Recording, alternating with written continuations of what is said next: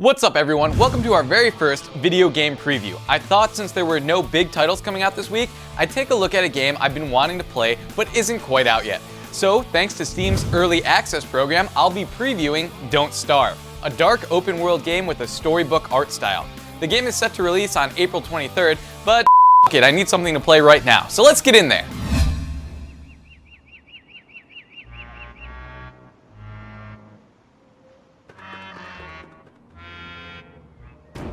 In Don't Starve, you play a gentleman scientist named Wilson who has been transported to a weird, nightmarish dimension full of strange creatures. As the game's title implies, one of your first prerogatives is to find something to eat before you die of hunger.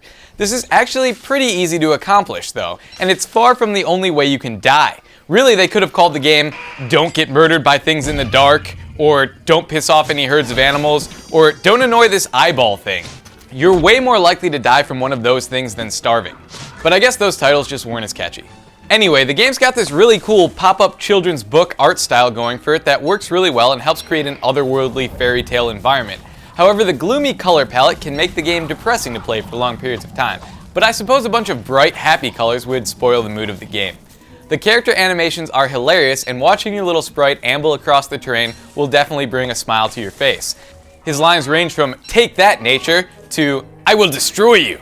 The current version of the game doesn't come with any kind of tutorial, you kind of have to figure out everything as you go along, but it's not that hard. When you eat something or do something, a little red or green ring will appear around your health, sanity, or hunger gauge. You should try to do the things that make a green ring appear and avoid the things that cause a red ring. Some items will affect your hunger positively, but your sanity negatively, such as these green mushrooms, so it's important to remember which items do what.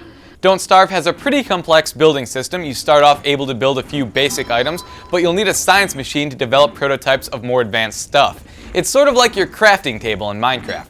Once you have a science machine, you can build weapons, armor, and other items for your character, like this helpful log suit. You can even farm stuff in the game, which is cool I guess, especially since one of your main goals is to, well, not starve. There's a lot of weird things going on in the world. There's this random eye bone you can find that just spawns somewhere in the world, and it summons this walking chest named Chester that just follows you around and holds items for you. I really like Chester. He's useful, but his heavy breathing makes him sound like there's someone stalking me.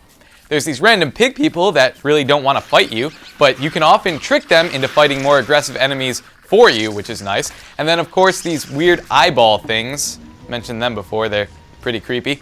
The creatures in this game are really imaginative, and it's nice to see a game getting away from your standard orcs and trolls and goblins and going for something weird and different. Seriously, whoever came up with these freakish horse accordion things, what kind of drugs were you doing? And can I get some? Don't Starve also has alternate characters that you can unlock by playing. They all have different abilities, which makes me really feel like a multiplayer mode for this game would be incredibly fun. Everyone picks a different character and works together to survive and build stuff. You'd have to create more enemies and make them tougher, but it would totally be worth it.